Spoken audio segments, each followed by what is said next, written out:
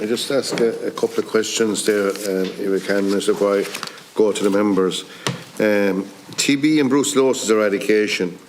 The estimate for 2023 is 71,800,000, and the revised estimate for 2024 is 57 million. That's hard to comprehend with the unfortunate rise in the reactors that we have.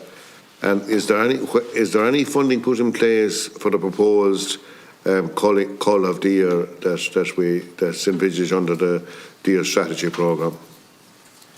So it's something I'm going to manage like I did last year as the year evolves. Obviously, we've seen a disappointing and very worrying increase in TB reactor rates over the course of last year, and that's something we have to focus very hard collectively this year to try and bring down and reverse that trend. In November past, I would have topped up last year's budget by €22 million as part of the revised estimates I would have brought before yourselves.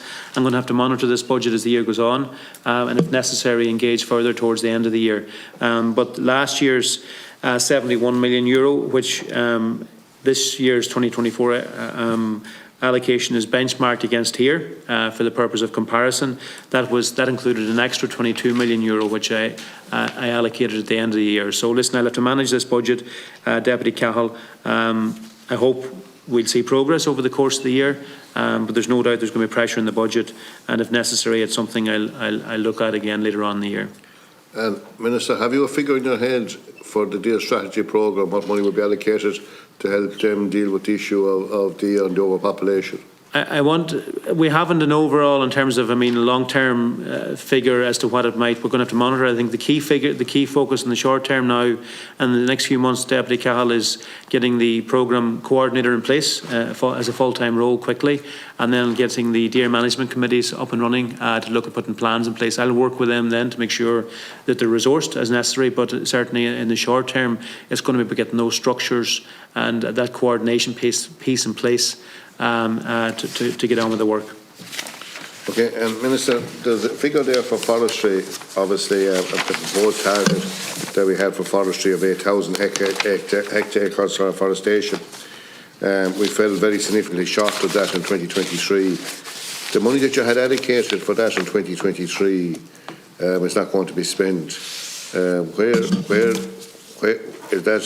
What is the proposal to? Where does that go?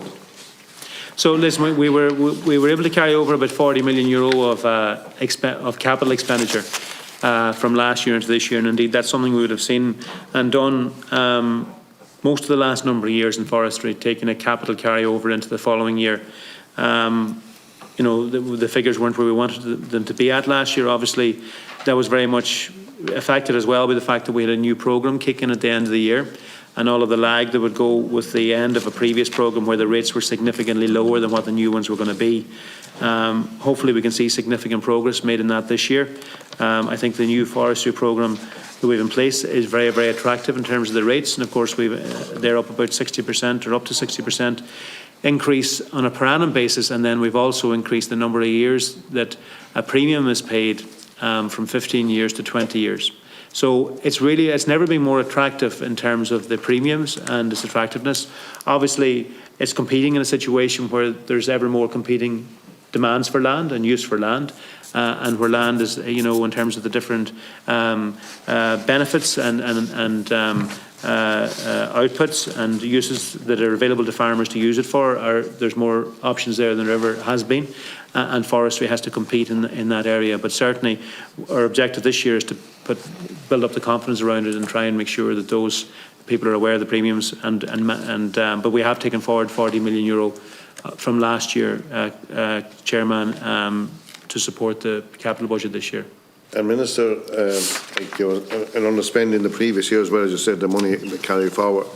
That was an issue I've discussed with you on numerous occasions, ash dieback and the compensation for the victims of ash, the owners of the plantation with ash dieback. With this kind of an underspend there, have we scope to address that and see can we push, as you said there a minute ago about restoring confidence? I think it would be one major step of restoring confidence in the forestry sector if we could agree what compensation would be there for ash dieback. Yeah, listen, it's something we have been giving a lot of attention to, and we're engaged with the Department of Public Expenditure in this matter at the moment as well. We do want to make a significant step forward here in this space. It's important. It's an important issue for us, so we're working to, in terms of what those proposals that can be agreed. The other thing we've said to anybody who has ash dieback at the moment is in relation to the reconstitution and replanting grant that's currently available.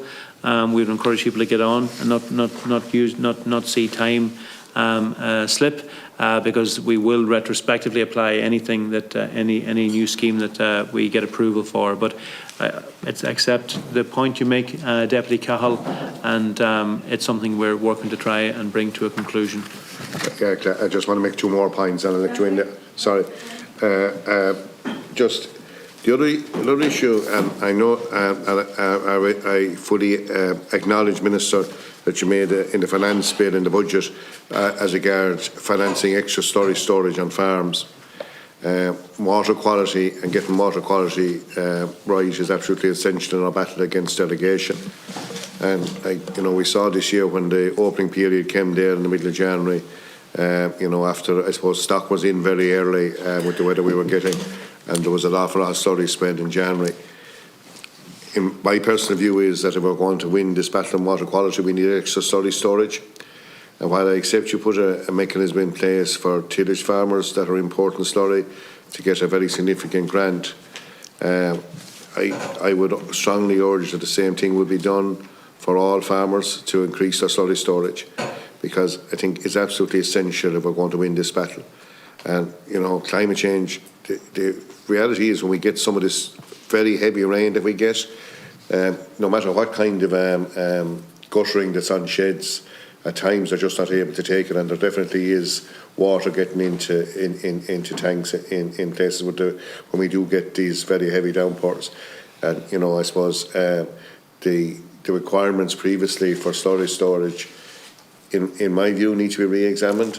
And if we're going to extend the requirements on farms and as regards regular water quality right, to get a better grant support in place for it would be essential.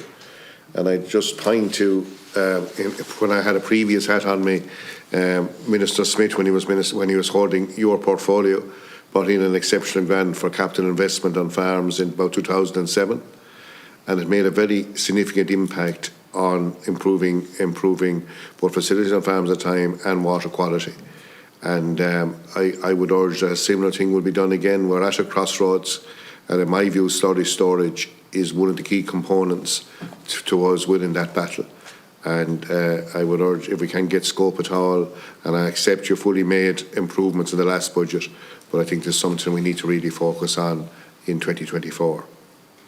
That's more of a statement now, Minister, than a question. You've a lenient chairman, you're okay. The last point I want to make before I go to Deputy Curran is the bits in the department under the county council supervision. There has been an ongoing saga for a number of years that they were going to be brought into under the wing of the Department of Agriculture. Have you any provision in your estimates for that, or where are we to bring that to a conclusion? At the moment, they say, they're under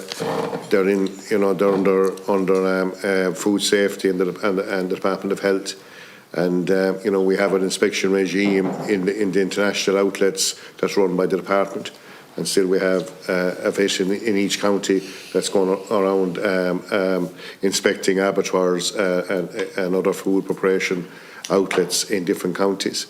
And I know this has been going on for a number of years, but are we getting near that conclusion, and have we scope within the estimates to cater for that if a conclusion is reached? Yeah, work is ongoing, and there's been good engagement in relation to that. There's no agreement yet or plan as such. The funding wouldn't be a barrier to that. Were we to reach an agreement, we'd be able to accommodate and work that around if an agreement or a decision was made. But I know there is engagement continuing, Deputy Cahill, in relation to it. And listen, going back to your previous point then in relation to the slurry storage aspect, so I think storage is really key. I agree to improving water quality. We did introduce, now we obviously have very significant grants in place for TAMS for 40% for slurry storage and up to 60% for young farmers and also for female farmers. There is that challenge there, though, that we don't have state aid cover or indeed the cap either. Schemes can't pay for compliance where somebody isn't up to the level that they need to be at. What we did do 2 budgets ago and 16 months ago was introduce accelerated capital allowances, which can be availed of for farmers in that category to come up to storage. And I mean, it certainly makes economic sense in relation to actually having sufficient storage, because it means you get the proper utilisation and efficiency from the organic nutrients. There's that side of it, and it's also just a necessity. One of the changes I did make shortly after I became minister was in relation to the TAMS, the existing TAMS, in order to make sure that people were matching their slurry storage capacity to their farm. If their farm was growing, was that I made it a condition that if you were to apply for TAMS, for any measure within TAMS, that you would have to ensure you had sufficient slurry storage for your stocking rate to be able to qualify for TAMS, because we need to make sure that people do step that out in step, so that sufficient storage is grown to meet your stocking need. But those accelerated capital allowances, I think, were an important step, but there is a state aid barrier to us being able to provide grant aid for something that requires compliance, because there isn't state aid cover for that. Yeah, but if we were to consider extension of the closed periods, surely there would be scope then for increased grant aid. Well, you see, if you were to extend your closed periods, then you are increasing as well the level of storage that you would need. But you can't play for people to come up to current compliance. But surely if it were changed, there'd have to be a window of opportunity for farmers to bring their capacity up to the new requirements. If you were providing such a window of opportunity, it would only apply to those who are currently compliant, but who would be needing to do extra to stay compliant with any changes you'd be making. You can provide windows like that, but you can't. You don't have state aid cover to be able to actually pay for compliance with existing regulations. Okay, thank you, Minister.